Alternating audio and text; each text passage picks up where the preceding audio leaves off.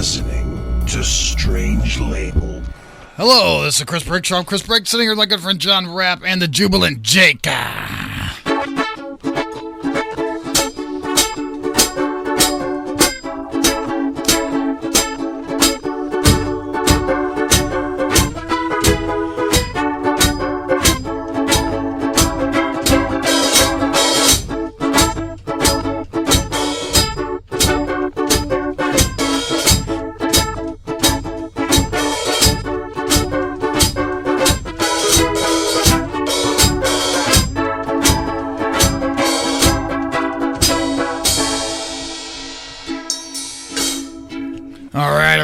Chris Briggs Show live every Wednesday night, 8 p.m. Eastern Time on strangelabel.com.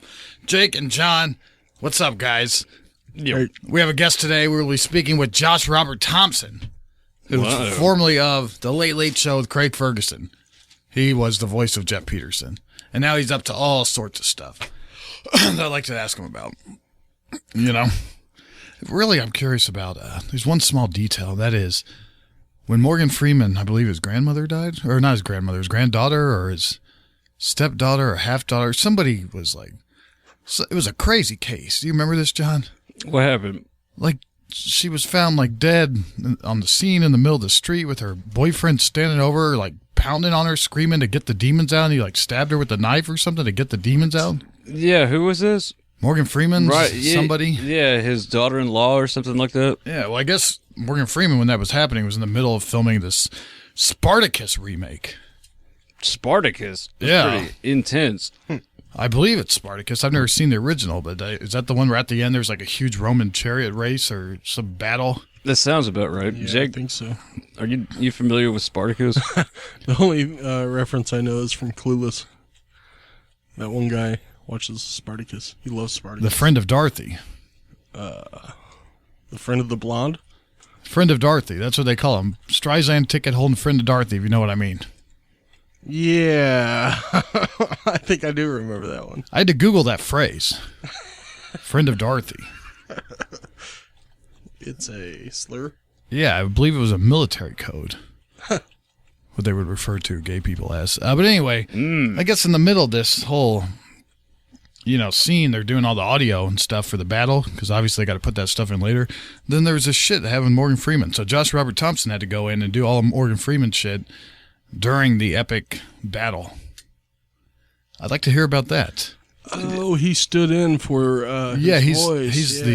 He's like the go-to guy for Morgan Freeman voice doubles. Anytime you need Morgan Freeman and he can't make it, you get this guy.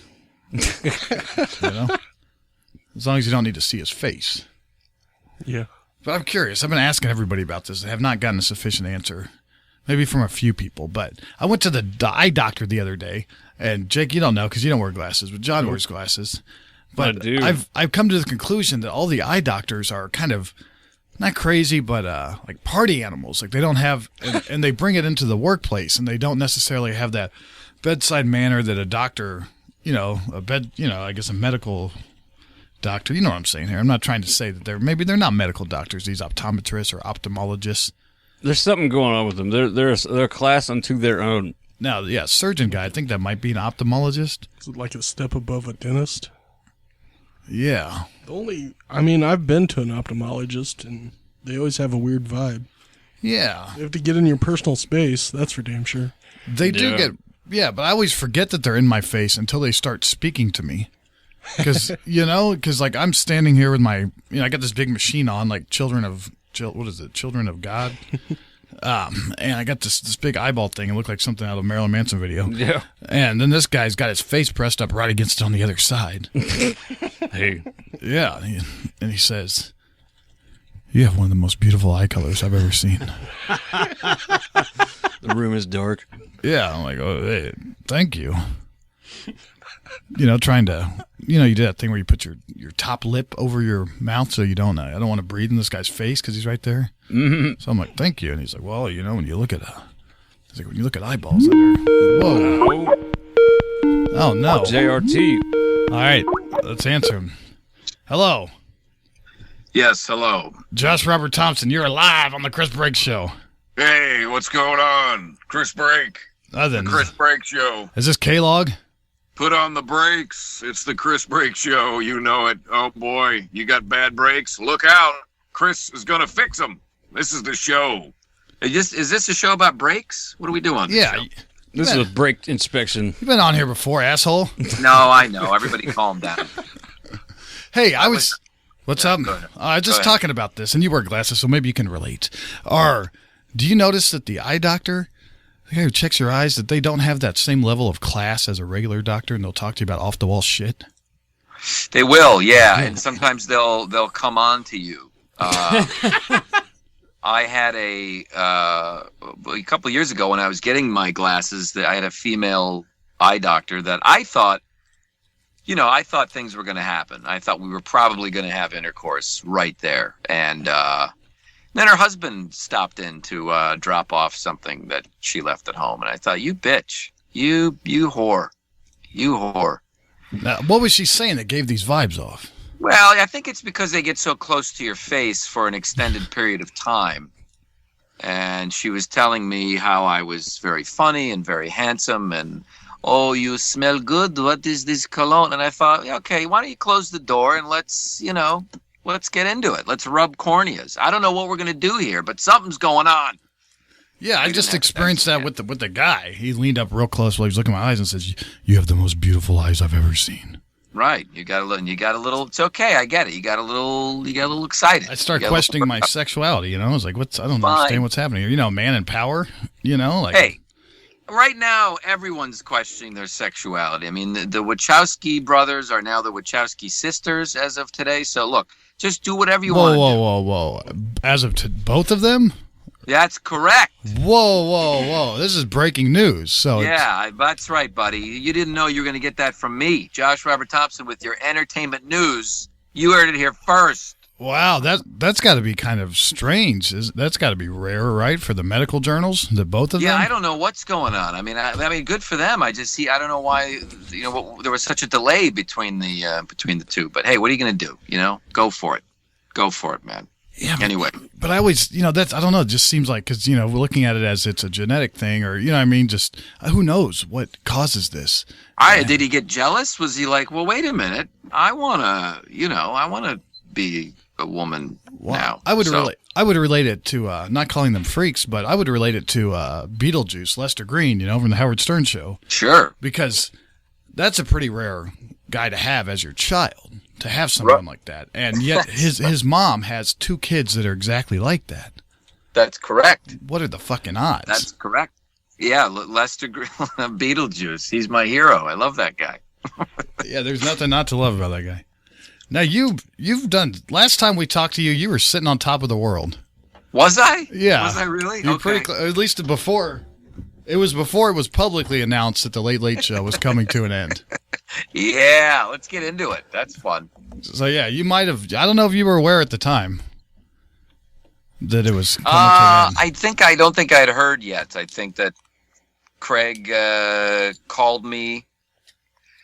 Well, I think maybe the only time I've ever spoken to him on a cell phone in a one-on-one conversation, and that was the one time. And he said, "I just want you to know what's coming Monday, whenever it was. We're gonna announce that we're taking off." I said, "Oh, all right." Yeah. So that was fun. Yeah, that is weird. And then I was gonna announce, that you're on this new show, Angel from Hell, but that fucker got canceled within 4 episodes or something. Well, this is the business. Yeah, 5 episodes. And by the way, CBS, which is where I did the Late Late Show, their demographic is about 90, I think 90-year-olds, 90 to 95. So, I mean, I feel like they haven't really fully embraced this thing called the internet. So to me, if a show is on for 5 episodes and doesn't do well based on the Nielsen rating system, I don't really know what that means anymore, to be honest with you, because I don't sit down and watch a show live as it happens, as it's being broadcast. I don't know a lot of people that do anymore, unless you're 90 years old. So, you know what? That's what happens, man. It was tough. I mean, once the Late Late Show ended, See, people have to understand, the diehard fans, and they're still out there, they don't understand that, like, Craig Ferguson was always just being Craig Ferguson. I mean, he was on camera. His name was on the show. So he's now doing a game show and a History Channel show. But the thing is, he's still Craig Ferguson. Like, he doesn't have to, change. He was never playing a character. Whereas for me, some of those people still want me to be Jeff the Robot, which would be really sad. Like, if I had the robot and I was trying to do like YouTube videos or something, I don't think they understand that so few people would know what that is at this point. Yeah, you know what I mean? I remember coming to that sad realization, when you got your favorite show and you want everybody to watch it and you're talking to people about it, and then you find out that nobody has barely even heard of this show, let alone given it the time of day to watch it. Right. And so for me, look, the reality for me was, Craig was fine. He got a lot of money.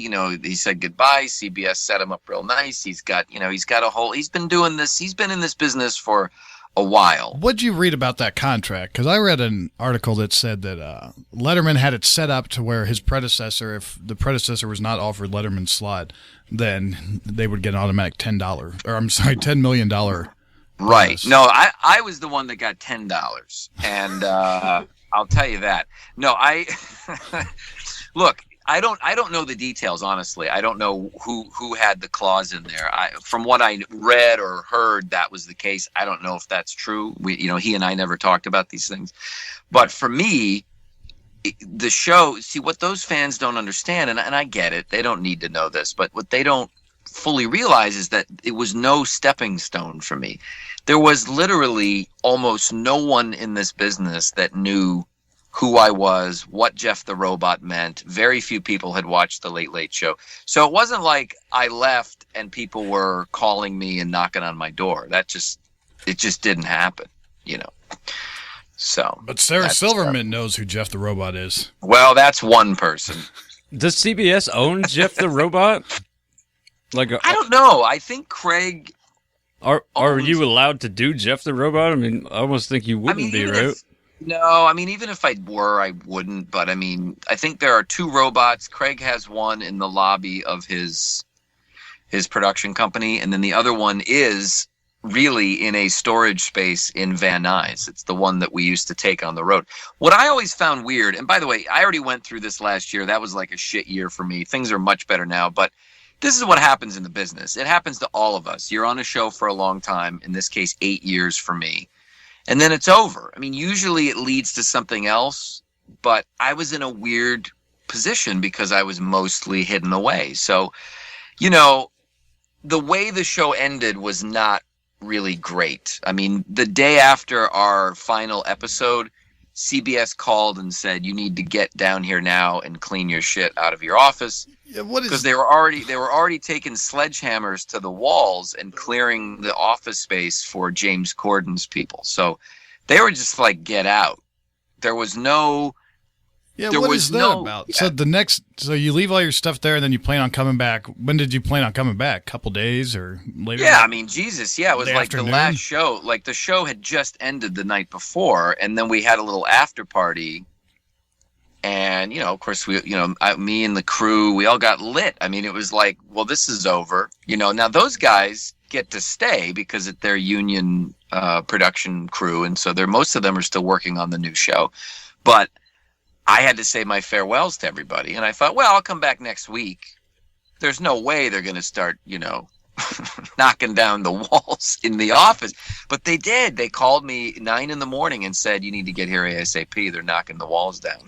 So imagine me. That's really sad. Imagine me by myself loading up probably 6 boxes of, it was all stuff that fans had sent, pictures they'd drawn, things I had up on the wall, T-shirts, all kinds of cool figurines that people made that I put in my office. And while these guys are waiting outside with all of this construction equipment, and I'm like, it's like in Raiders of the Lost Ark when they put the Ark of the Covenant in the box, and you see the guy pushing it slowly through the warehouse. That's how I felt. I was like, dude, can you give me like a little bit of something? But they were gone. I mean, they knocked our set down the morning of, and you're talking about knocking down like walls to offices too. Like, I mean, Yeah. it's crazy how much money they put into that. I mean, I'm pretty sure the original like the original Ferguson, when he stepped on, wasn't it pretty much the same set that Kilborn had? Yeah, I think originally, yes, you're right. Yeah, and did it slowly change? It slowly changed. The reason that Corden has more money is because his show is produced by CBS. Our show was produced by Letterman's company, Worldwide Pants. So we did not get a lot of money over there to put on that show. So, but anyway, I'm just setting up for you. That's how it ended. I mean, for me, that was, there was no severance pay. There was no check. There was no gift. It was like the weirdest fucking, I mean, I was there for 8 years and I just thought, holy shit, dude, that's a great way to go out. And, so coming back from that was pretty rough, dude. Yeah, you said you were suicidal at times. I was. You know what happened is I went on tour with Craig early 2015, like maybe for like a couple of weeks. And then March, the tour ended early. He got some other sitcom that he was going to do. It never happened, but he said we got to end the tour about 3 weeks early. So I basically started drinking from March until May. It was like 2 months of basically day drinking, which I don't ever do. And I was never going to kill myself, but I certainly thought about how when everything falls apart that quickly, I mean, it was like the show ended and then a relationship I had ended. So I was like, what am I going to fucking do here, man? So, the best option is really drink. I think that's true for all of us. Yeah, and there is a difference between having suicidal thoughts and then, being suicidal. Those are two different things. Absolutely, man. But the one thing is that I started to embrace, I had to figure out a way to, I don't know, rebrand. I mean, I hate that word, but it's the appropriate word. I was like, okay, so basically no one knows who I am. Basically nobody knows that I did this work. Even if they knew the character, most people, for whatever reason, don't know it was me. So I got to start all over again, which is really the biggest, I think, depressing factor there. But I found this app called Periscope, which had just started, and that was in late April. Yeah, I've been watching a lot on there whenever I get the time. And I started doing it, man. I started doing shows, 2, 3, 4 shows a day. I mean, I call them fake shows because it's really just you yapping into your phone. But suddenly, man, there were hundreds and thousands of people that had never heard of me, had never heard of Jeff the Robot, didn't know anything about me, and were tuning in every day to listen to me rant, listen to me talk about I mean, I got really real. Like, I really opened up to these people that I didn't know, and I think that was part of the appeal in the beginning. Yeah, I've seen you do some crazy shit on there, and then you delete it, and you tell everybody, don't talk about this. Right. Well, months back in the day, yes, back in the day. I heard one. My favorite one was when you called Craig Ferguson old Scottish bitch. Is that right? Yeah. Wow. I must have been I'm sure that was one of my drinking shows. It was pretty funny. I can't remember what had happened. I don't remember either, to be honest with you. I'm pretty sure I was probably drinking for some of those, and I started looking back at that shit, and I just kind of thought, you know what? Now that I got my head on straight, I'm just gonna clear all this shit out. I got rid of my podcast. It was just a lot of stuff that I didn't want people to see, because it wasn't a good way to start off rebranding myself and introducing myself to people. So whatever, I went through it. I'm always fascinated when people do that. Like the fact that you deleted your podcast. Like I don't know if I could bring myself to delete some of these episodes, but the fact, like, what I mean? Like you probably listened to them and thought, man, I don't like the way I sound, or this sounds real dark. Like I don't know what went through your head. As far as the podcast goes, I think there were a few episodes like that. I had already deleted those shows a long time ago, but I think it was that there were so few plays, like so few people listened to those shows. I mean, those episodes took so much work, and they were like mini comedy albums, basically. I mean, they were basically half-hour, comedy albums with like fully produced, sound effects, and it took me a long time to make those episodes, and I'm proud of them. But I thought, you know what? I'm going to disassemble this whole thing, and I'm going to put it back together sometime this year in a different format, because I think there's a better way to reintroduce that to people. So it's not going to go to waste. I just felt like, let's just start over again, you know. But I will say this, man, all the rants and the other stuff on Periscope, like I do these puppets and I was introducing all my characters from my new TV pilot. I mean, because I did all that, I raised $51,000 to finish my TV show just using Periscope. So it kind of really paid off for me. That's really impressive. And that's, you know, that's a Josh Robert Thompson Show, right? Yeah. And these are, and it was only from people that had never heard of me before. And they, you know, whatever, it was an emotional appeal. They were so intrigued by my story and they really loved what they saw in terms of my show, and they wanted to see it finished. And so that's what happened. Yeah, I loved it, man. I thought it was pretty cracked out. It was not what I was expecting going into it. I like how it never stopped. It reminded me of something like off Adult Swim, but R-rated. Exactly. Yeah. So it's good. Led to some really great meetings. And I mean, Monday I've been going back and forth with a really big network. I can't say which one yet, but they're really excited about it. They have never seen anything like it. And the other thing is, very few people go out and make their own TV pilot. Very few people spend $100,000 and bring a finished show to a network. So this way, they don't have to do anything. They don't have to put money into it to develop it. It's already done. They can just say what they like or don't like, and then we can move on from there. So I'm very happy about it, and it's gone very well so far. Now, so what did they do? Because when I'm going back to when you were talking about, you know, the next day when you showed up after they closed the Late Late Show, I mean, that's pretty similar to what they did with Letterman, right? Didn't they just the next day just start throwing everything in the fucking dumpster?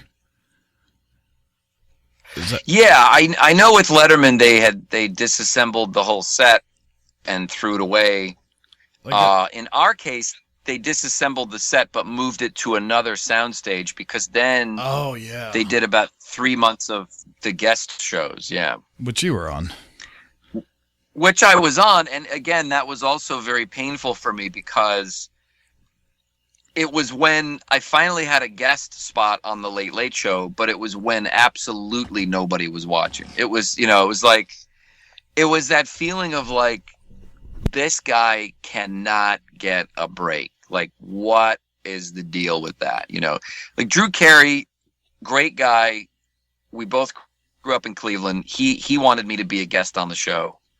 I said, great. They wanted me to do stand-up, so I got to do some of my stand-up and sit down and have a chat with him. But I really would have loved to have done that on our version of the show. I personally would have loved to have done one episode toward the end where Craig and I sat, and, you know, it would have been nice, I think, for me just to have been recognized a little bit more, but more than that, just to have a chat as ourselves. I think a lot of people would have really enjoyed that. So I thought something like that was supposed to happen. Didn't he announce that you were going to be reincarnated at some point?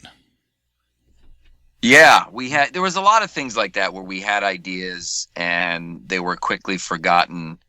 You know, he and I would get excited about stuff. We'd be on tour and we'd get excited and talk about ideas, and then the reality of the bureaucracy at that show just kind of made it not happen. And I think he's like me too. You know, he gets tired of, like, he gets bored with stuff real fast. And then, I mean, luckily that robot stayed around as long as it did, you know, so that was kind of cool. No, you're talking about not being able to catch you're talking about not being able to catch a break. For some reason, it seems like that happens to you. That's what I love about your Periscopes, is because you go on these, you know, kind of exaggerated rants where, you know, when something doesn't go right, you know, it all comes back to this one thing. And, you know, Periscope, like, I don't know, just like, for example, the show getting canceled, you know, like 3 episodes. Yeah. You know, or no, like, that's funny. That stuff's funny to me. No, I agree with you. Yeah. Or because most people think, the worst one was, you created essentially a viral video accidentally. You were involved, you know, you were on stage as your Apostle BG preacher character, and this drunk girl who was completely out of it. You started, I guess, she was heckling, and then you started, you know, doing the character back to her, and she got really upset and attacked you on stage and threw a glass at you.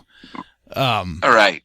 And, you know, it was like, oh, finally some great footage. This is great. You know, I get to show off my act, you know, there's some fighting here, hecklers. Yeah, because everybody loves heckler videos. And you put that online, And not only does somebody take it away from your YouTube channel and upload it to, what is it, World Star Hip Hop, to where you don't get any hits. Yeah, it was World Star Hip Hop. Yeah, it's got millions on World Star, but yours is sitting over there still at what, like a couple thousand or something? Like they stole your video, and then everybody's, like then it turned into this big like man versus woman debate, and it just turned into this huge fucking thing that it did not seem like you intended it to be. And no, the beauty of that was, so here I am in my position thinking, all right, no one likes my new characters. People don't. I got rid of my Vine because like no one was looking at them. Like Vine sucks. You get rid of everything.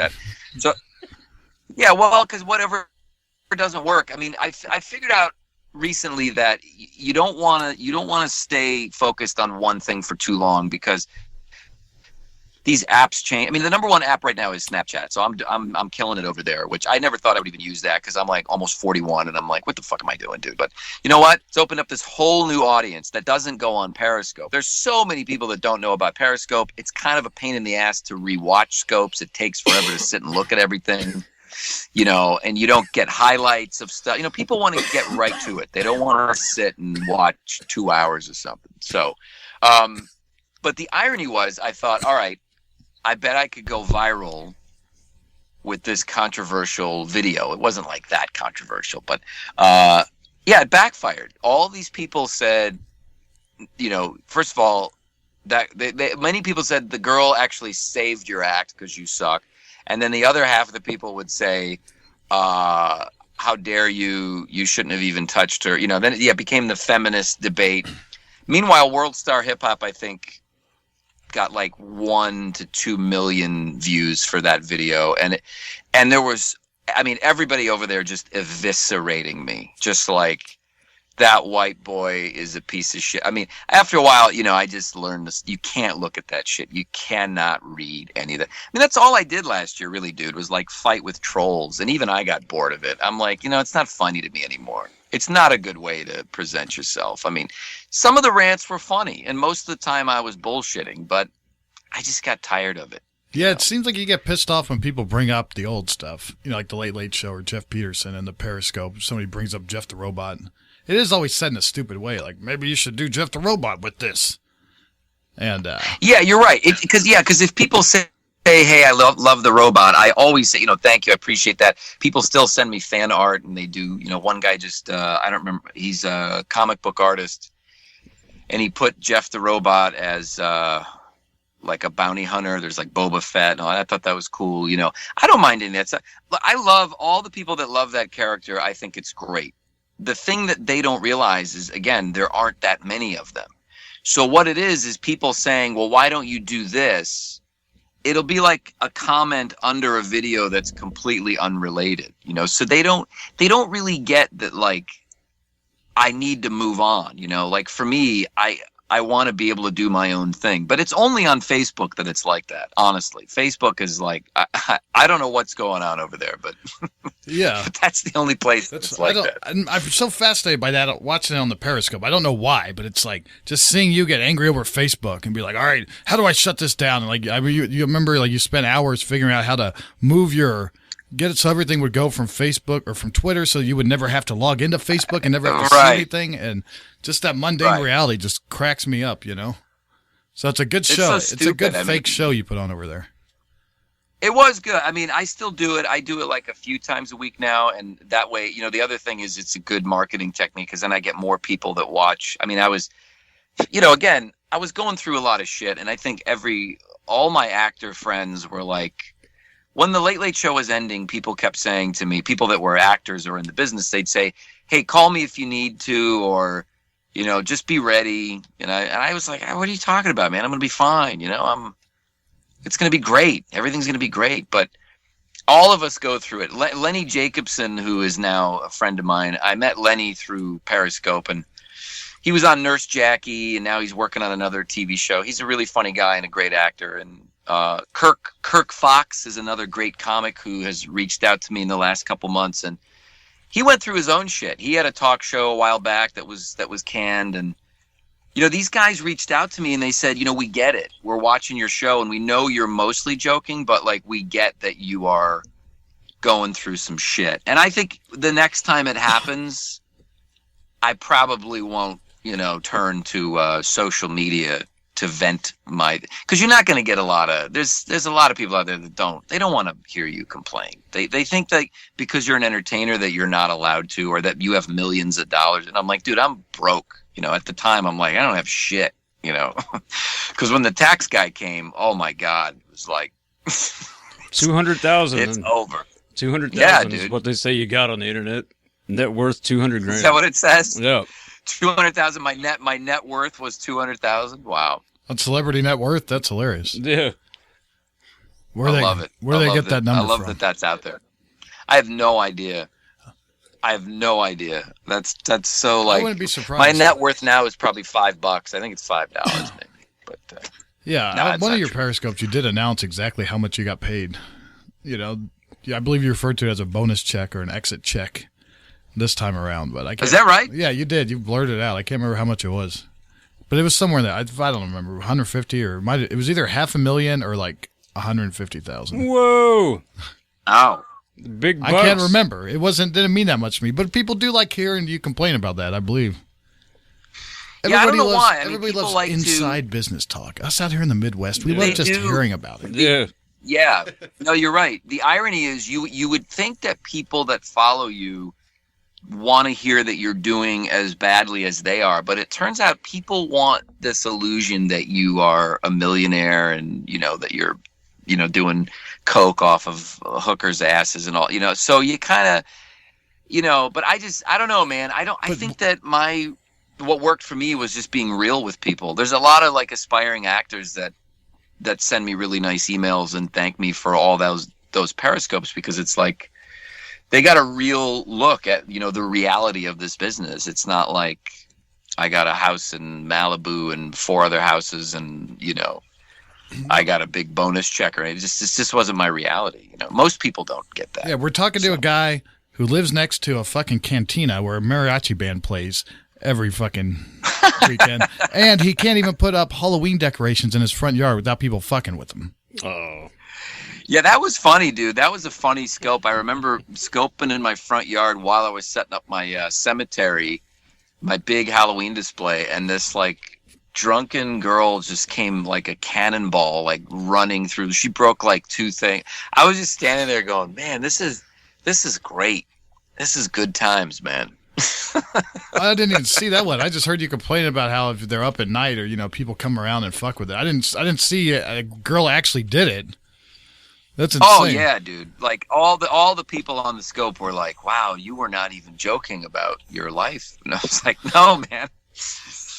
But I will say this. I mean, it's okay to go through that stuff. I mean, I think my problem with the internet is a lot of people will say, get over it, deal with it, suck it up, but everybody has their own process, man. And I mean, it takes people however long it takes. And I'd never gone through this before. I really didn't. I'd never been on a show like that for that long and then had it end and then had nothing. I mean, it's everyone loses jobs. I get it. But I'm just speaking about for me doing this show, and it was pretty fucked up, and I'm glad to have come out the other side. I mean, now, the fact that I'm talking to this network and, we got a great pilot. I mean, it's fucking amazing. Everybody that worked on it did a great job.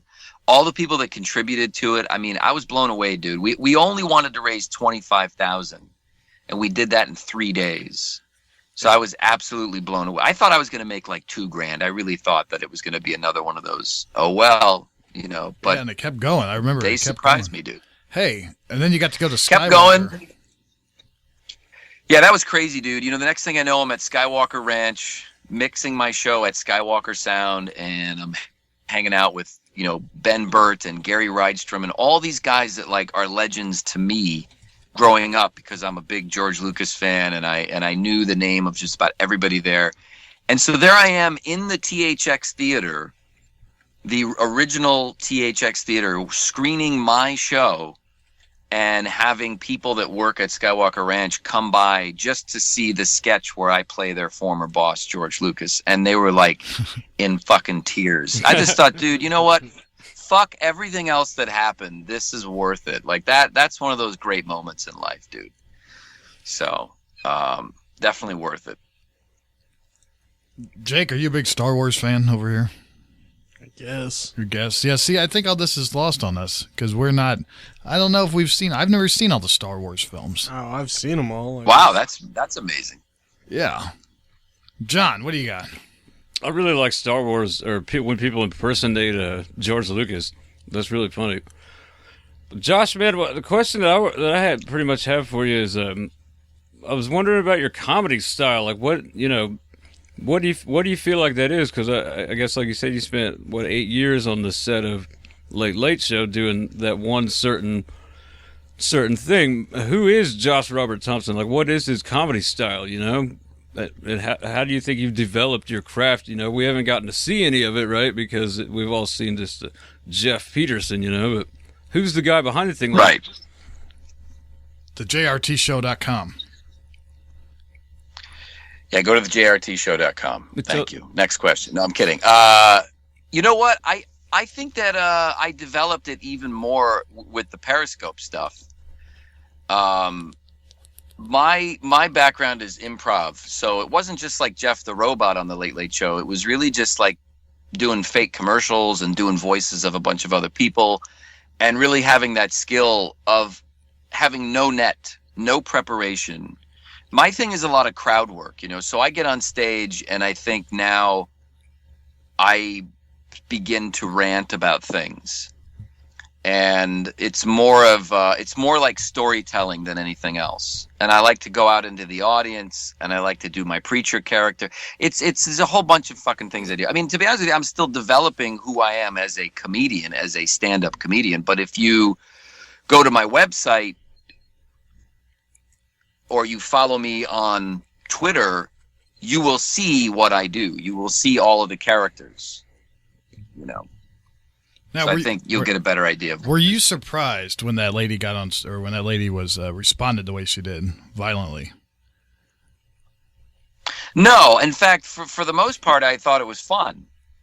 I mean, I was like, yeah, that's why I'm worried. What happens? That's why I'm worried about you playing this character all the time. I feel like it's going to turn into a Tony Clifton thing, where this guy's designed to piss people off, you know. And next thing you know, everybody's yeah, but that you. was no. The thing is, though, people really love that character. That was a bar. That was like an isolated situation. What you don't see in that video is the first 20 minutes where people are clapping along and they're singing, and I'm going up to different people and sermonizing. No, people really love that guy. And in Canada, where I toured with Craig for about a year, I mean, they just went fucking crazy for it, you know. I mean, I think my comedy style is pretty much like SCTV, you know, that kind of or Andy Kaufman. You know, it's weird. It's very weird. I don't even know that I want to be a stand-up comedian, to be honest with you. I'm really enjoying like this TV show that I made, and I kind of got into this business in a weird way. I kind of came in through a different route, you know. So you're still doing, but stand-up's definitely not.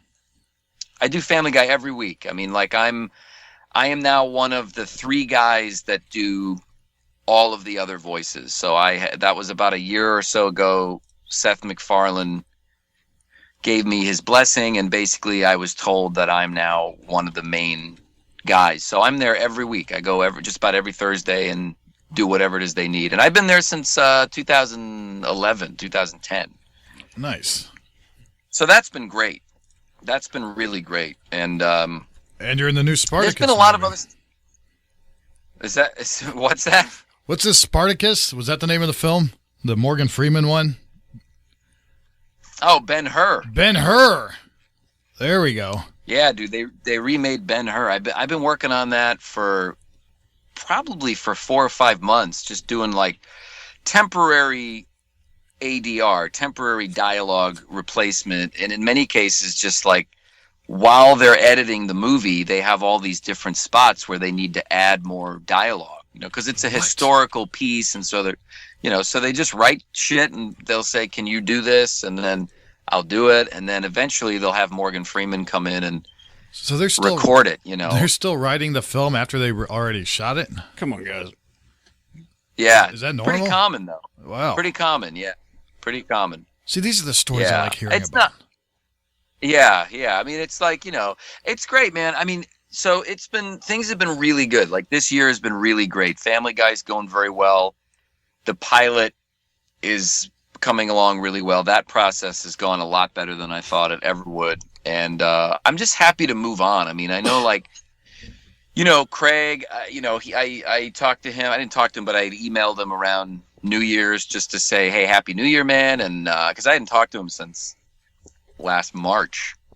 And I just said, he had a Grammy nomination. I said, congrats on that. Congrats on the new Join or Die History Channel show. But I think we just kind of both needed to move on. I mean, it would be great if I were a guest on his History Channel show. And I know they already taped the first season, so I was never asked to be a guest on the show. Do you get the feeling like the guy's just kind of going out of his way to blow you off, or he just doesn't want to have anything to do with you? I don't know. Sometimes I have felt that way, but I honestly really truly believe it's more that he wants to disassociate himself as much as possible from that talk show. And I was one of those elements. Although honestly, he still uses all the same bits in his other shows. Right. Yeah, I know. He does his shtick. I mean, that's his thing. I don't know. I don't know what to tell you. I mean, throws the log on the fire. Yeah, the log is he doing the log thing still? Yeah. I saw him do that recently on the celebrity name game. Oh my God! Well, there you go. Yeah, but they're a lot bigger logs. Well, I mean, I don't know, dude. I mean, maybe it's a syndicated game show, and then he's got another talk show on the History Channel. I mean, they're pretty great gigs because they have. I mean, I would say even C-list celebrities. Like on that celebrity name game. You're right down the street. I think it seems like they're they need people. They usually have like, what do they have, like 5 come in and do them all on the same day. Yeah, they do. And he tapes them all like in a month, and then they just roll them out 1 week after the next. It's beautiful. It's a great gig, dude. I mean, if I could get that gig, awesome.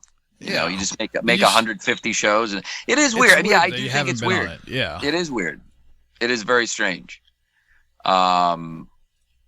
Don't know what that's about. Don't know. Maybe it's nothing. Who knows? I don't know, man. I think I was obsessed with that for a while. Like, why? What happened? Blah, blah, blah. I just honestly don't even care anymore. Like, it's much easier for me to move on and do my thing. I mean, I could speculate all day, but I don't know, dude.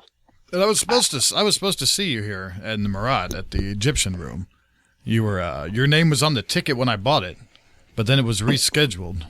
Oh, is that right? What date was that? When was that for? It was exactly what you're talking about, because they sent out an email that said something about a TV show. That's right. Yeah. Yeah, that was it, man. And the weird thing was then when he picked up the tour again, I think it was like May of 2015. They got a new opener, but nobody sent me an email, or usually they'd like call me and say, hey, we're going out again on these dates, so that was I was like, what is going on over there, dude? Yes, that's what I'm talking about. It's very weird. I mean, I don't know. I honestly don't know. You guys looked like you were having fun. You were shooting those little behind the scenes YouTube videos on the tour. Those were fun. Yeah, it was. That was fun. I mean, Joseph Bolter, he was the guy that was the front of the horse. I know he's now a writer on Craig's History Channel show. Now, what's that about? What is that about? I don't know. He brings that guy along for the ride. I think he knows. But see, honestly, guys, I think he knows that. Like, Joseph wants to be a writer, and Craig knows that I want to be my own thing. He was in the same position I'm in now when he was younger. So I think it's more that he just gets it. Like, he knows that, like, because he would never want to work in the shadow of some other person for the rest of his career. There's very few comedians that want to be, associated with someone else. I mean, even Dean Martin and Jerry Lewis had to break up at some point because of that very problem. Even Andy Richter left. Exactly. But then he came back. He just stranded you, though, man. Craig Ferguson? What's with that guy? I don't know if he did. Did he? I don't know. I mean, I also think that I should have had better representation. I think that I didn't have an agent at the time. So when the show ended, there was nobody in my corner, so that wasn't very helpful for me. it's so, not good at all. who knows, man? I don't know. It's all right. I'm going to sell my show, and then my show will be on, another network. I always wonder about agents and how that whole thing works. Especially when you share an agent. Like I know that Robin, Howard, and Fred, I believe, all have the exact same agent. Yeah, well, that was one of the problems. It was an issue for me. Craig and I shared the same agent, and I felt like they didn't really want to do anything for me myself. This just gets weirder and weirder. You had the same agent. It's had the same agent that Craig Ferguson had. Right. You would think you get the same treatment. Like, oh, let's get both these guys in there. It's gonna be good. Like, what is going on? Well, I think it's whoever makes the money. I mean, again, more people know who Craig Ferguson is because his face is on camera. He's been around a little bit longer. But they bring the horse, the head of the horse. Well, to be fair, Joseph was he was on tour with us as a tour manager for like a year, and I think Craig was impressed with his shtick. And again, it's more like he knows. Not that I'm a threat to him, but he knows that I want to go do my own show and my own thing and have my own identity. When you got a guy that's a writer, that's a certain type of guy, man, that's okay with someone else taking credit for your jokes. I could never do that. I couldn't deal with that. So he knew that. I think it was about time to go anyway. I mean, I toured with him for 3 years, man. I did like over 100 plus shows with him on the road. So, I mean, that was... Now, what was that? What was that like? You guys hang out a lot and stuff like that? No, I mean, maybe we that's hung out. it. Maybe we that's hung out the on the tour bus. We hung out on the bus.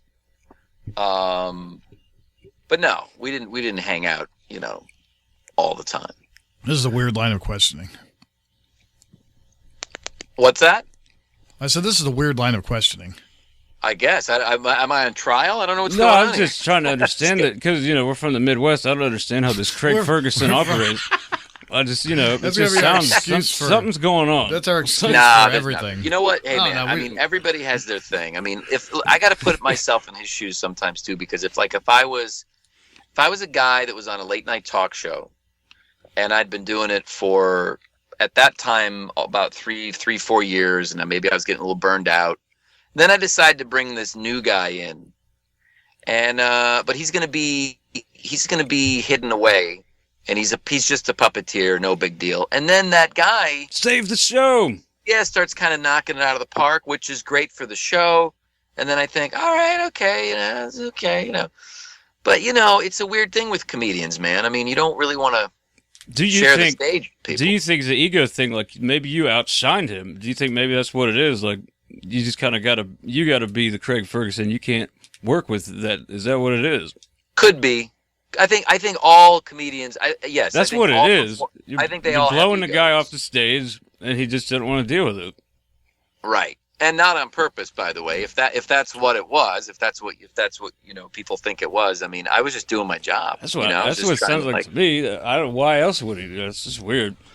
Well, anyway, I guess you got to put that behind you. Yeah, I mean, I wish the guy no ill will. And by the way, I had a great time doing that show. I learned a whole fuck ton of things doing that show. I mean, I miss it sometimes because it really sharpened my game, man. I mean, I'd get in there, and for that hour, I had to be on my toes and come up with all this stuff out of thin air. And it did. It kept me sharp, man. And we had a good time. We had a good rapport on camera. And I had a great time touring. I got to see all of these cities that I never would have seen before. I mean, we got to go to, Paris and Scotland and everywhere. It was great, dude. I mean, 8 years is a long time to be doing a show. And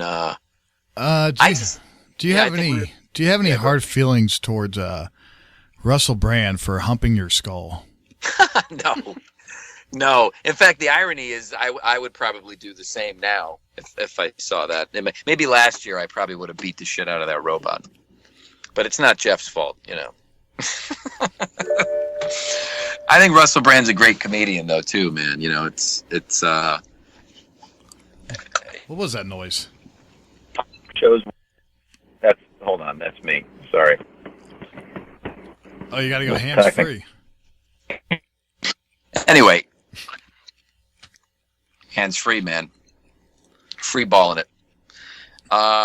When you go on a talk show as a guest, you're asked to really be shticky and come up with be interesting and tell a funny story. So Russell Brand was just being ridiculous. That was so long ago. That's amazing. I don't even remember when that was. I feel like that got brought up recently somewhere. What's up, John? I just kind of realized, like, Josh Robert Thompson has sat there through 8 years of guests coming and going through the the show, late shows. You probably got some crazy, inside information. Well, you would think, but it was celebrities and whatnot. But it's strange. Because they don't. Think, but they don't come up to me. Yeah. Even if you're just a fly on the wall, it'd just be weird to see, like you said, like Russell Brand. He just had a weird thing about him, where when Tom Hanks came by, it just smelled weirder. Right. Well, the thing is, I was never near anybody. I always had to be in my position on the show before we started the actual show, and then I had to stay after the taping to do pickups because they only had so many cameras, and they would save Jeff Peterson's reaction shots for the end. So I had to sit there and go back and sometimes mouth Jeff Peterson to dialogue that I'd already done. So I would be held back 15, 20 minutes. By the time I got out of the studio, all those guests were long gone. Craig was gone. Nobody was left. So it was You're putting in the long hours, not getting the credit.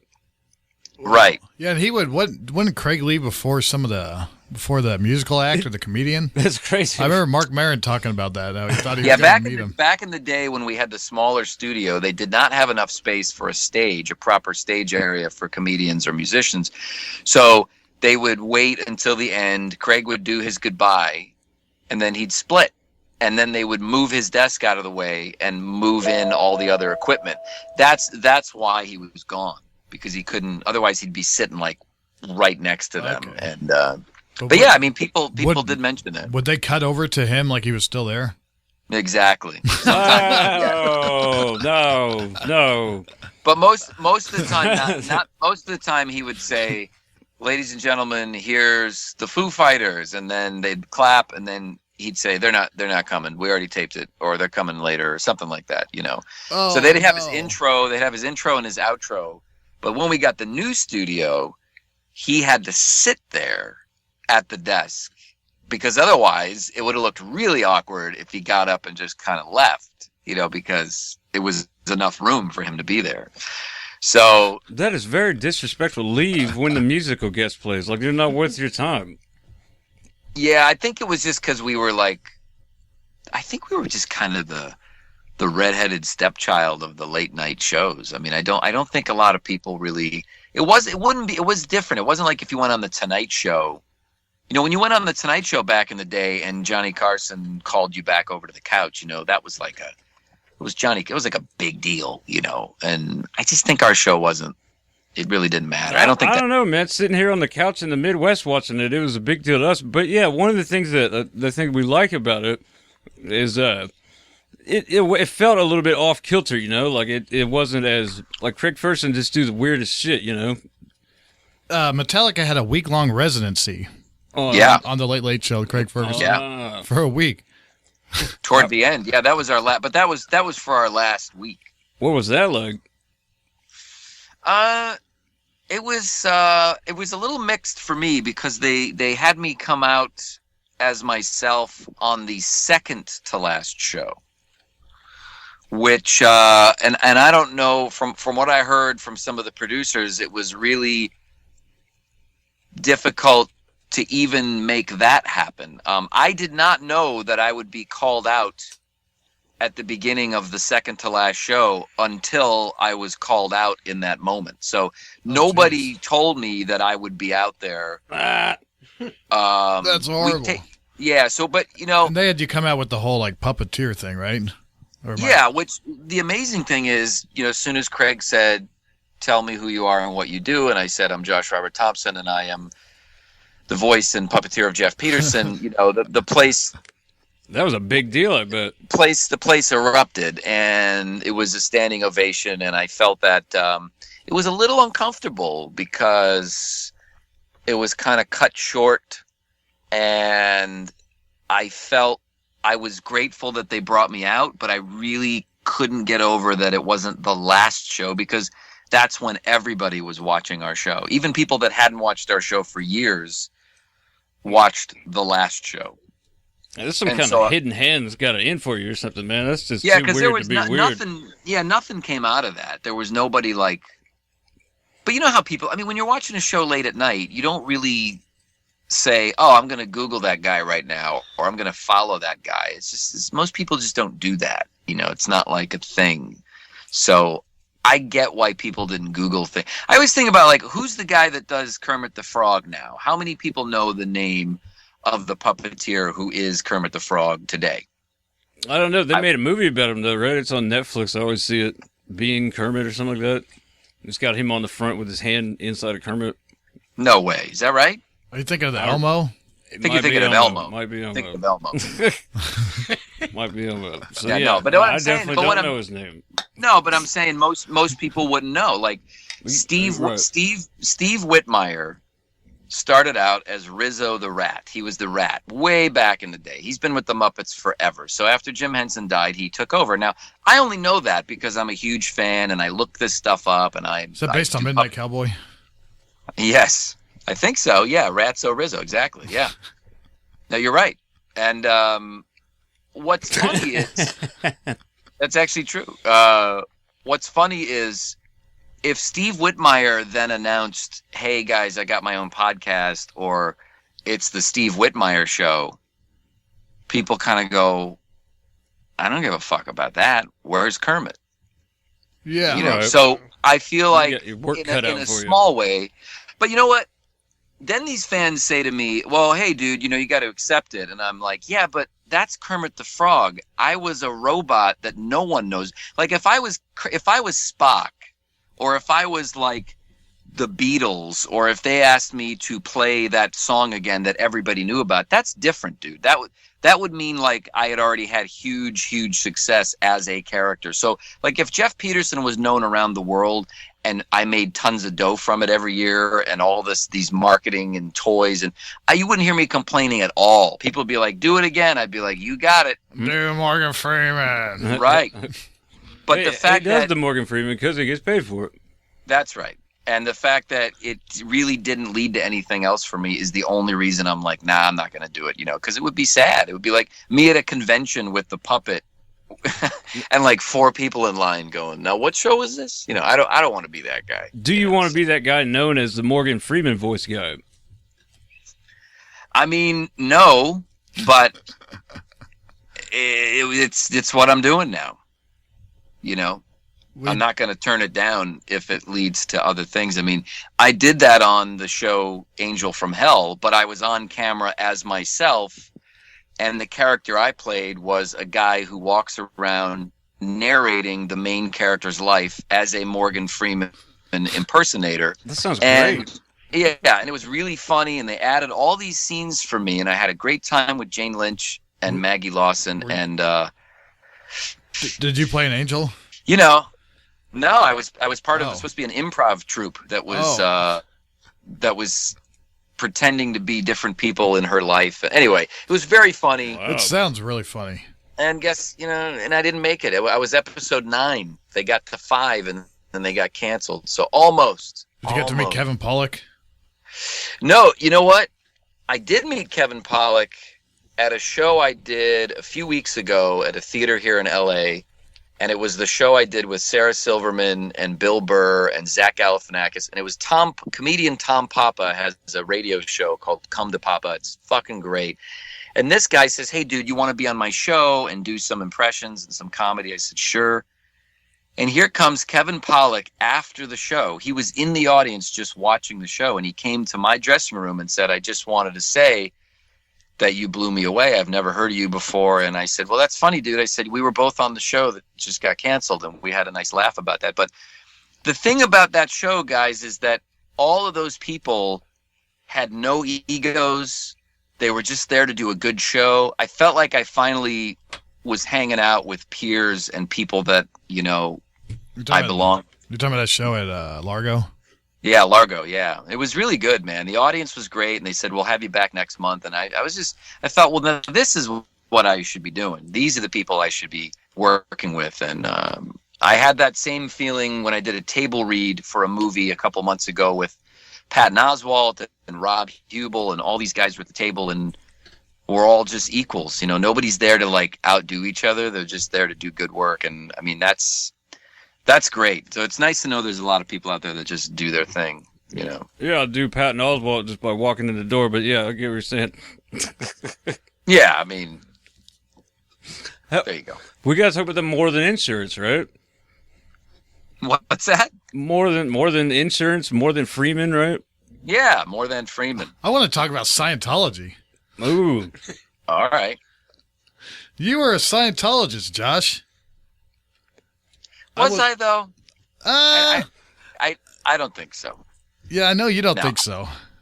But I know so. That's why I'm not involved anymore. But I got involved briefly because I was dating somebody, and she was like, "You got to do this thing," and so you know what it was. I started out doing audiobooks for them. It was like L. Ron Hubbard's Golden Age stories, which were pretty cool. They were like all the books he wrote in the 40s and 50s, all those pulp novels and shit. They were really great, westerns and sci-fi.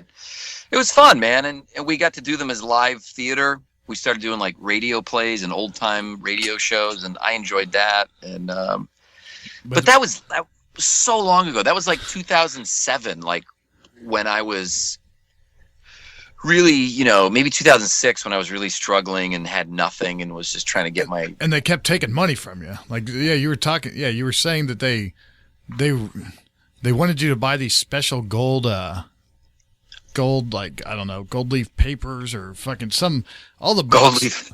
All the probably. Books. It was, yeah, yeah, you know what I'm talking about. They do. Yeah, I mean, it was my choice to pay for that shit, but they did, they have some of their people there that do the hard sell. How much does that cost?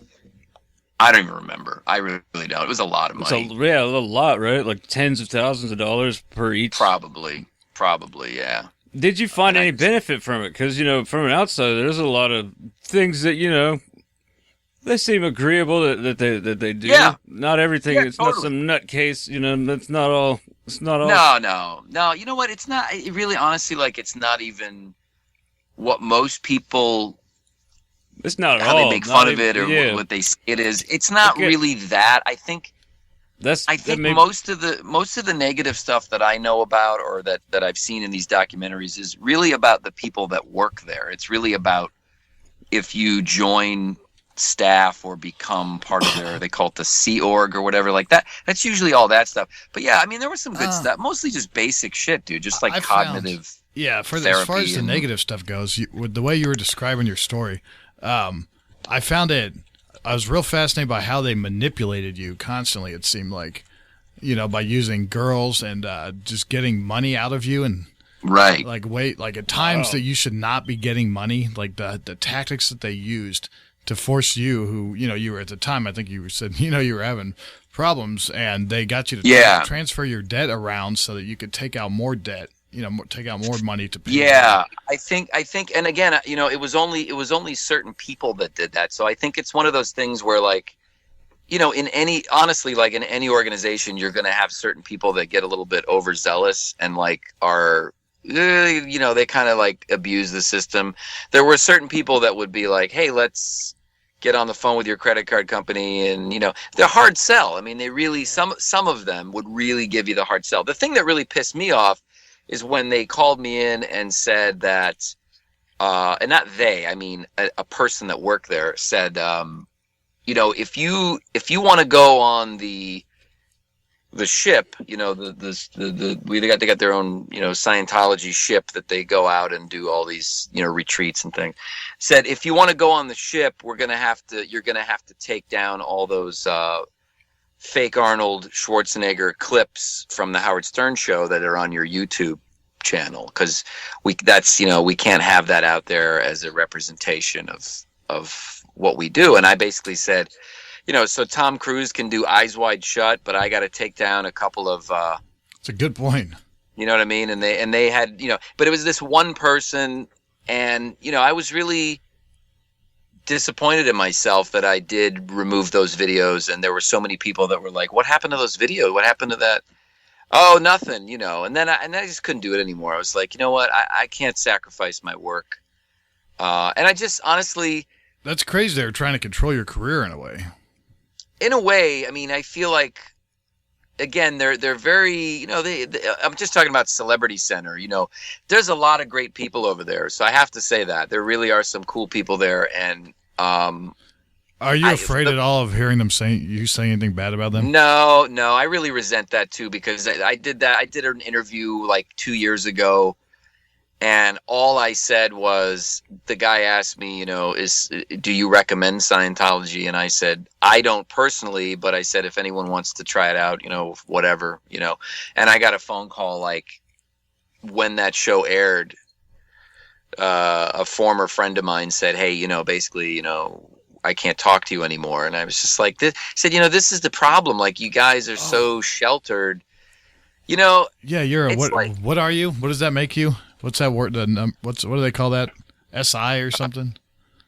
Oh no! That was they have their Geez, I don't even remember.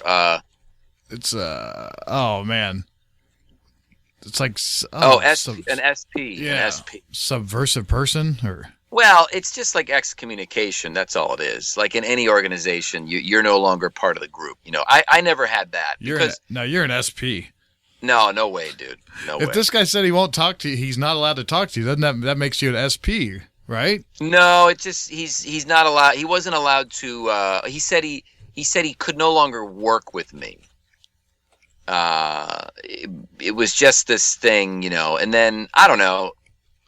I just stopped hearing from people. Basically, some of the people that got me in, they don't speak to me anymore, and it's silly, man. I'm just like, you know what? That to me, it's immature and it's ignorant. I mean, the fact that you can't even speak about your own experience, because it's my own experience. I'm not saying that you couldn't try it out. If anybody wants to, go for it. I don't care. I mean, I'm not trying to I think like I'm not trying to bring them down. I'm not trying to take down the church. I don't give a shit, Josh. But yeah.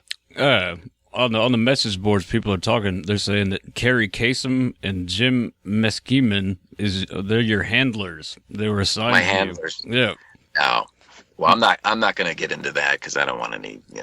But what are you reading? That sounds crazy. There's there? a whole thread of all about it, and this guy goes into a long thing about Josh Robert Thompson, Josh? this, that, and the other. Yeah. No. That's not true. No, Jim was a friend of mine. Jim and I met doing voiceover. He's a big voice actor, and Carrie was, I dated her, so that's all. That's an old message board. Have you read that? Oh yeah, that's a long time ago. What kind of message board is that? This stuff is still out there, even though it's not true. Now, Josh, forum.something.net. Do you think that you know the person who wrote that? Do I know the person who wrote that? No.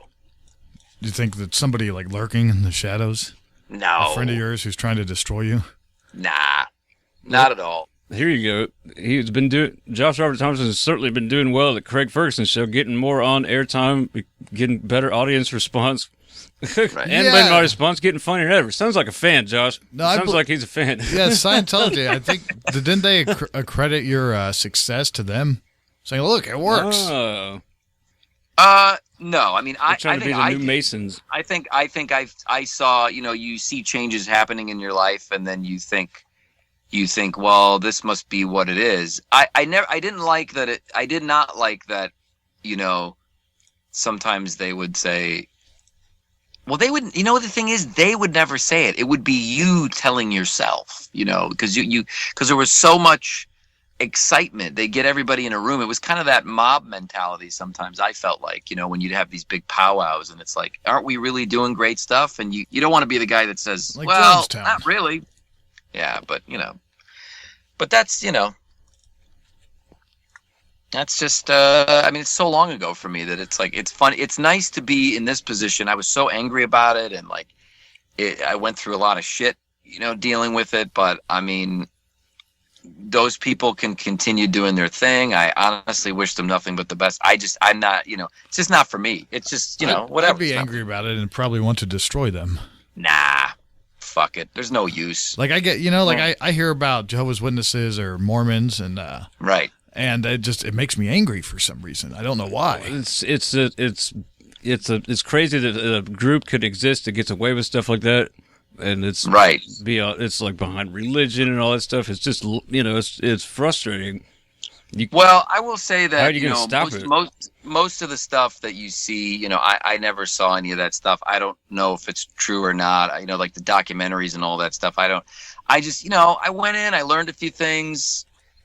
And ultimately, I think the reason that I left is because it was also during a breakup, and so it got kind of complicated. And I just, I was like, you know what? It's just not for me, man. I'm not a real religious guy. I did grow up Catholic in Cleveland, and I went to Catholic school, and I can't do it anymore. It's just not my bag, man. So, it's all good. Catholic school. Yeah, man. I've never experienced that. John, oh yeah. What else do you got on that board? I'm so fascinated by this. The Way to Happiness is it says on here that you read that you went through that course. I did, yeah. What is that? What is it? What do you learn in that? No, it's another one of those. It's actually it's a 1980 booklet. Yeah, it's a little booklet that they pass out. It's just all common sense stuff. Why is this information published? It's some place. It's like what is it? The truth about, I don't know.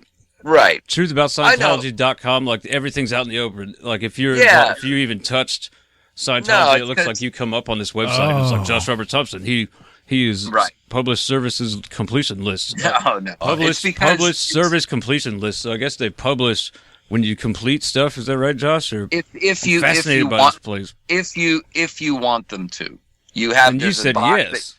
I said yes. That was because that was my first thing that I did. Well, because I didn't know. Can't you go back and say no? No, I don't care. Honestly, I'm not ashamed of it. I don't care. I mean, I just, I wanted to check it out. I tried it out. So you read two little booklets. Yeah, no, I did. I read a lot of books. I did a lot of stuff. I did, different courses and things over there. But not documented. No, because I chose to not have that documented. I don't like people knowing my stuff. I think I think it's weird that they would even, but I think they want to show. I think there's a lot of things that they do that are a little weird. Could be. I don't know. I really don't know. It's like so long ago. So you were never forced to clean anything with a toothbrush? No, because I wasn't on staff. I didn't join as a staff member. I was just I was considered a celebrity public over there. So I would just, come in for a few hours and. That makes you feel good about yourself. Yeah, well, that's the other thing is, Hollywood is such a crazy place and actors are extremely insecure. And so you go to this old hotel, which is really opulent and awesome and has this Hollywood history. It's right in the shadow of the Hollywood sign. And, everybody's there. And as soon as you show up, they're all like, there he is. There's the man. There's Josh Robert Thompson. So, you feel good. You feel good when you go there. Did you feel like when you went out and like went out to dinner at night in Hollywood and whatnot, you go out and you see other Scientologist members, is it kind of like the Masons? You get a little handshake, or you get the front of the line. You get the Tyler Durden head nod. Yeah. No. Really? Well, that sucks. What's the point of it? I don't know. I don't believe you. There's got to be some type of no leg handshake. up on society. No handshake. No handshake. Maybe I didn't. I wasn't privy to it. Didn't pay enough. Guess not, man. Were the guests weirded out by Ferguson? I think that's the last one I got. The guests? Yeah, like I did. That's rooted in. I always wondered when watching the show. Like me and Chris would watch it over here sometimes on his TV at night time. We'd watch it, and sounds weird. All right. Yeah, no, it was totally cool, man. And all right. and it just be sometimes he would just ask him the most weirdest questions, and sometimes it just seemed like he had just sat down and just be like, oh great, so let's talk about everything but your movie, this, that, and the other. It's were some of the when you shut the camera off, were the guests, did they talk back and forth to Craig, or did he kind of go off into his own zone? I was really too far. I was too far away physically to even hear any of that. I mean, they always cut the mics off when we would go to commercial break, so you would never be able to hear what anybody was saying. It looks like it's some wild, crazy party, like. No, I mean, it's because you get the warm-up guy that's like basically screaming at everybody to get excited about everything, and we had a lot of times. It's a show.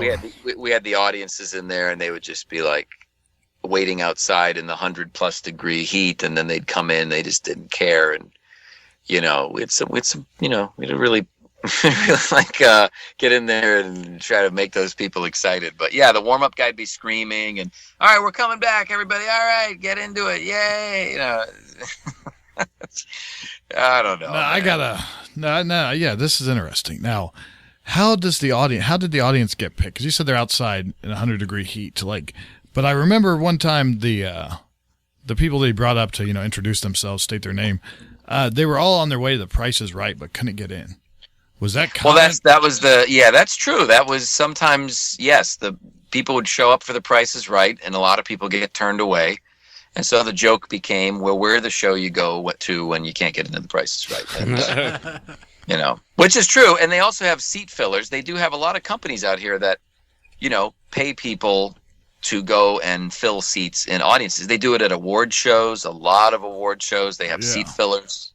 And and then when they go to commercial, if a bunch of people get up to go take a piss, they will tell those seat fillers to come down from the back seats and temporarily sit in those seats if they come back. So but I think the guests liked Craig for the most part. I think they appreciated the unconventional interviews. They didn't really want to come on and talk about their movie, But I mean, I was saying good. The Taylor Schilling interview stood out to me. I remember she seemed like she was on drugs. She was like, just anytime Craig would look at her, she would act real confused. And then she looked over at secretary and went, "What is that?" Like she had no idea. Yeah, she was just looking around the stage, just going, "What's that? What's that?" Yeah, it was funny. The thing about Secretariat, I mean, unfortunately, in the new studio, Jeff Peterson got pushed way out of everybody's eye line. So most people would have to turn way over to even see that he was back there. But Secretariat was always right in the direct eye line of the guest and Craig. So we were talking about putting him over there where the barn was, but then it was too much. And then Jeff the Robot had his own band for a minute. I think it was Jeff Peterson and Bone Patrol. That was nice. Yeah. And that was really a great idea. It was really fun. It was guys cut any songs or anything? New Orleans. Yeah, it was the band that was in New Orleans with us, and then we did it. I think we did it just for our Super Bowl week or something. It was just a stunt. The Bone Patrol. Bone Patrol. Yeah, Bone Peterson Patrol. And the Bone Patrol, or just Bone Patrol. I don't remember, man. No, we had a band. You want to know what it was called? What was that? The Bone Fags. Oh, that's good. Like, that's a good name. That's a quality name. It seemed like a good idea at the time. Well, it's pretty. I mean, it's controversial. It's powerful. There's a lot of power in that. It made us laugh. The Bone Fags. I like it. Because you see, there's a group called the Bone Thugs. Right, Bone Thugs in Harmony. Yeah, that's a huge group. Well, yeah, let's see, we're the Bone Fags. You get it? Is that still around, or is that, did you guys? Oh yeah, hit the Google. All right, I'll Google it. That's not around anymore. All right. I'm sorry. John, Jake, do you guys have any closing statements? I believe, Josh, we've taken up a lot of your time. Yeah, this is an epic interview, man. Covered a lot of ground here. Part 1 of the definitive Josh Robert Thompson interview. Damn. Yes, the JRTshow.com, Snapchat, the JRT Show, at Josh R. Thompson on Twitter, I believe. Yeah, you got it. Yeah. That's all. That is correct. Nice. I did a good job. Man. I barely touched on Mexican neighbors. Yeah, they've been much quieter these past few months. So I don't know. Maybe they got a memo. These people would have like 85 people show up every Saturday for a blowout party that would go for 9 hours. It's a lot of fun. You got to get them involved with the Bone Patrol. It looked amazing. Now, did they invite you over? Or did you ever sneak over? No, I say, next time they do though, I'm gonna go over, man, because this food smells good, and hang out, have a couple cervezas, and see what happens. I mean, dude, they had like. Start doing your voices, dude. They'll love that. Those Mexican people. I'll bring Snorky the raccoon, man. That's my guy. No. They don't like that. Yeah, but I'm just saying that you'd be a hit, dude. You'd be a smash hit. Like you should do that, Josh. I don't know. Would somebody be offended? Maybe not do anything offensive, but with the funny voices, just that would be great. The whole start doing De Niro or something. ASA. Don't tell me. I don't know if you should do that. Is that offensive? Probably. Yeah. Why is that offensive? That's weird that you, after all this conversation, you think that's offensive. That's so weird. Well, there's what's offensive and not. I mean, the bone fact that's offensive. Yeah, I don't even care though. Well, right, but I'm just if for your own well-being, you're in a group of Mexicans, you probably don't go up to them and go, "Hey, say." Nah, the one we've thing tried I hate, this though, in the past. It doesn't work. The one thing I hate at parties, they don't like it. People do this to me at parties all the fucking time, and I hate it. They'll introduce me as, "Hey, this is Josh Robert Thompson. He's so good at impressions. Do one." And I'm like, dude, please don't fucking do that. Because then the rest of the night, you'll get that one guy that's a total dick that'll come over and say, "So I hear you do all voices." "Well, I don't do all of them. Can you do?" And then he'll just start going off a list of like, "Can you do whatever? Paul Hogan?" "No." "Can you do Jimmy Stewart?" "No." And you're like, "No." "Well, what am I here to fucking? No. What was this?" And then you're like a dick if you don't do it. My friend introduced me to her friend once. With a similar introduction, and it left me. I was let down the entire night because she said, "Hey, Chris, here's my friend Roger. He's an excellent magician." And then, wow! And I never got to see a magic trick the entire night. You got to come see my stage performance. Wow! Yeah, you can't introduce somebody like that. It's horrible because then that's all you for the rest of. That's all you are for the rest of the night. Yeah, and the next time you see that person, that's all you'll ever be. Yeah, that's all I want. That's all I want from them now. Like, show me magic. Show me magic until I pass out. Just don't leave. Just keep showing it to me. Exactly. Maybe he planted a card on you, and then you meet him 5 years later, and he'll pull it out of your suit jacket or whatever. This trick is still in process. my favorite is when they say, "Do your Morgan Freeman, do it," and it's like really loud at the party. No, man, it's like it's too loud, man. Like they're not gonna. And then I'll do it. I'll be like, "Hello, this is Morgan Freeman," and then they'll just kind of go, "Yeah, no, yeah. I mean, I can hear it. Yeah, I can hear it." Like, fuck you, man. Yeah. Fuck you, bitch. Don't you know who I am? Yeah. Yeah, then you don't want to avoid being that guy. You're like, "Motherfucker, don't you know who I am?" Start giving him the doctor or the dentist thing. If I were a dentist, would you ask me to look at your tooth? No. Right. No. Yeah, people don't care. They'll be like, "It's not the same, bro. You're in showbiz," and you're like, "Okay, you're right." It is the same. Yeah, I know. That's why we all become bitter and angry. That's why last year I lost my shit. But I'm back, boys. I'm back on the Chris Break Show. It's good to have you back. Yeah. Refueled. Hey, where do people hear this show? Where do people hear this show? You asked us that last time. Live on strangelabel.com every Wednesday. No, it is on chrisbreakshow.com. It'll be on. Well, that's what I figured. iTunes. It'll be on Stitcher. It'll be on all those things that you use to get podcasts. It's going to be on your Twitter account because you're going to retweet it, right? And pin it? I don't know, man. With some of the content, I might. Yes, of course. It's going to have a cool image of your face. Probably. We're going to put a big, no smoking sign through the Scientology logo. Yeah. Oh, yeah, great. That'll be great. Squash the rumors. Just get it all out there. Yeah, that's going to help. That's going to help me a lot. No, nobody cares. Pinning it to the Twitter, that's going to help us. So. Oh, I'll tweet it. I'll get it on Facebook. That's what really counts. We're going to put a picture of Jeff Peterson on there, but put a black bar through his eyes to make it look kind of macabre. There you go. Now you're talking. The death of Jeff Peterson. Now you're talking. All right. I got to run, fellas.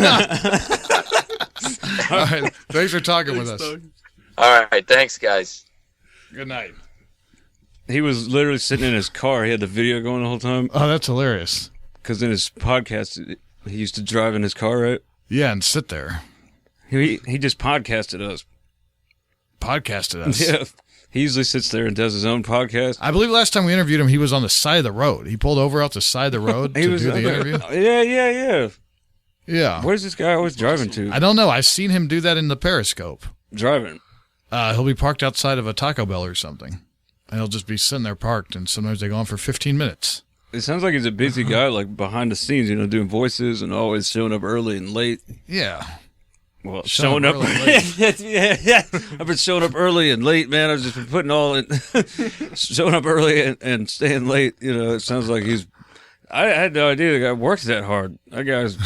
John, I always loved working with you or hearing about from people who worked with you because of just how late you always used to be. Yeah. Like, I don't know why, but I was so fascinated by that. That perpetual late. I don't know why. It's intriguing. It was like the lack of ability to plan, But when you have to be at work the same day every day, you shouldn't be late. Yeah, I liked when you were working at FedEx and you seemed to get there on time most of the time. Or they'd work with you because at FedEx it was always, like show up at 8:05 today. Yeah, 8:15. Show up at 8:17 tomorrow. Yeah. And there's a series of buses too. Like Wednesday, you're supposed to be here at 9:45, but we're just going to change that to 9:55. Yeah. Okay. Awesome. Yeah, it was just ridiculous. It's like minutes, but I get it. I totally get it, especially at FedEx. Like they got to be on time and stuff. Yeah, and you kept up with it. But I don't know how you ended up leaving that job. They fired me. They fired you? Yeah, the second time I worked there at night. And I don't know. I might have gotten fired. I may have quit. But I know I got fired the second time for being late.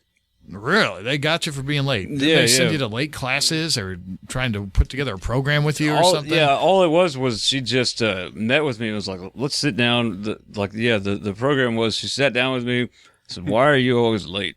I said, I don't know. And I came up with something that I always remember that's kind of interesting. It's a good way to explain it because it shut her up. But the guy who's in bed in the morning who, makes the decision to not get out of bed or not do this. That's not the guy you're talking to here, You got to take it up with that guy.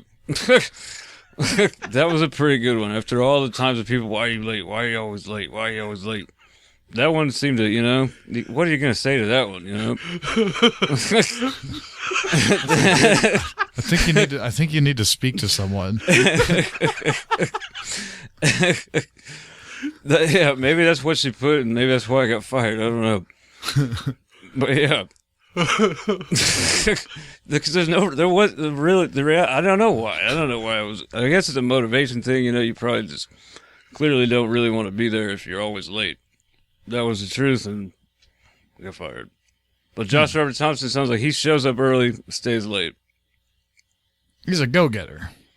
Yeah, doing podcasts in the car. Hey, Jake. Yo. Do you have a stupid person of the week? Nope. Didn't do my homework. Homework? No stupid person. Every day, you probably experience someone and you go, stupid fucker. That probably happens to you every day, I bet. Somebody pisses you off. I got one. Okay. That didn't take long. He just stared at my face and said, I got one. Present company excluded, right? All right. No. Present company excluded. On my way to work today, this guy, guy or girl, I don't know, tinted windows, but they had a new style Mustang, so it's the new throwback to the old style. But it was like a lavender, Just crucial to the story. The color of the car was lavender. Yeah, that's crucial. It was the most ugly car I've ever seen. So that's my stupid person. Oh. The guy choosing to drive a car like this that? This car, it was like an Easter egg purple. The light puke the purple. color of it. The light puke. No, did it change colors? No, sometimes it was awful. That's pretty weird. I've never seen a car more ugly. I've seen neon green cars that were. Oh man, you should have taken a picture of it. Next time, if you have a picture, yeah, it was on the highway. Yeah, here you go. Jake. That didn't stop. Here's a picture. Does it look like this? More purple. More purple than that. Yes. You're out of luck. And that car looks classy compared to what this thing looked like. I found some pink ones. Forget about it. You know what? Forget about it. So the stupid person, Jake's stupid person of the week. Yep. For the week of March 9th is the person on the highway man or woman had tinted windows, driving a throwback Mustang that was lavender color. New style. And Puke. that color is crucial. Lavender. It's lavender, and then it turned into puke, right? Puke. Well, I don't know. I'd call that puke either way. Lavender is puke. Lavender is Well, puke. That deep purple. Or not deep purple. Dun, light, dun, dun, light purple. dun, dun, dun, dun, dun, dun. So it's a Nice. light purple puke color. Are you typing all that into Google? Yeah. Light purple puke color. What'd you get? Ugh. All right. I think it's time to wrap up this shindig. All right. I don't agree when people use the word shindig. I don't like it. That was a band, What's it right? refer to? I don't care enough to know. Puke and nuke. It'll only make me angry. What's So, a shindig? I would like to thank you, John, for playing the song. And I'd like to thank you, Jake, for playing along.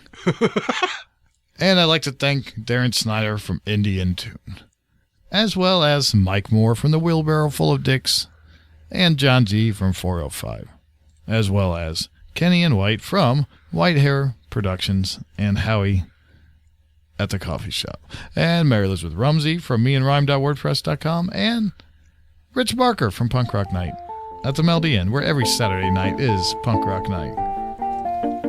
Jake, who do you want to thank? First I'd like to thank Ron at Radio Mix Music, Jeremy at Couch Potato Nation, Mark at Tangent Bound Network, Jack at the Mix FM, Suma Peter at Loudtown Online Radio, Mike from the Wheelbarrow Full of Dicks. I knew you were going to start yelling at me about that.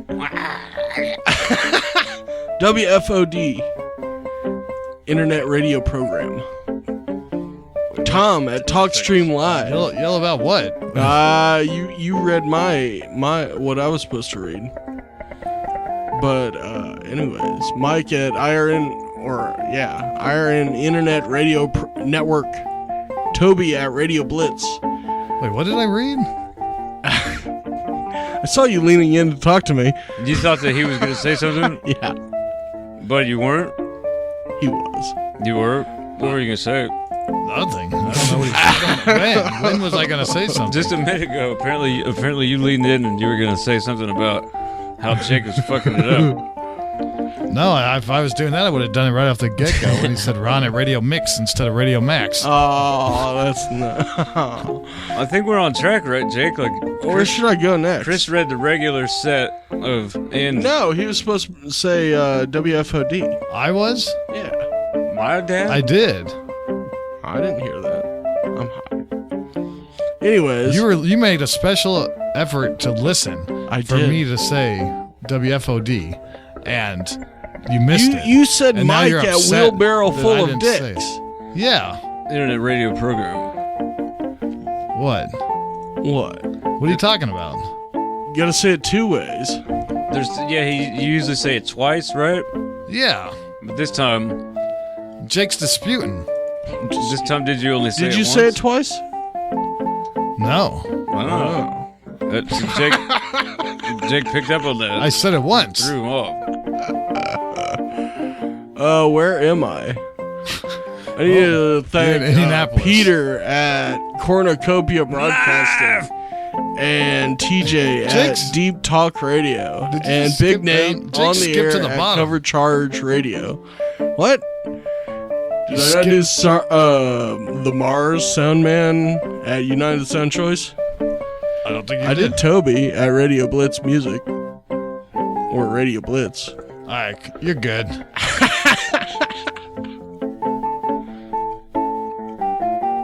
I like that guy. Who? Josh Robert Thompson. Josh Robert Thompson.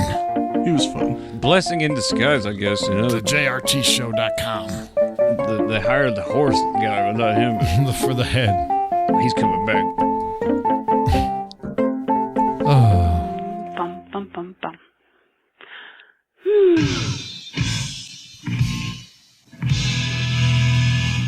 Thank you very much. Hi, welcome to the show. Yes, you're a struggling actress and all kinds of other fun things. Welcome to the Josh Robert Thompson Show. I'm Josh Robert Thompson. Welcome to the fake show, fake cigarette, fake show, not a real show. It's an app. Some of you people out there don't quite understand what an app is. It's not real. It's virtual. You can get rid of it. You could leave this show right now. You could hit the little X up there at the top of the screen. Where? How do I do it? Instruct me. Or you could stay. Or you could do whatever the fuck you want. Did you sell UR Show already? No, I did not sell UR Show. And I will have an update for you on that next week. Today I was working on a friend's film project, and I will tell you more about that at some other point.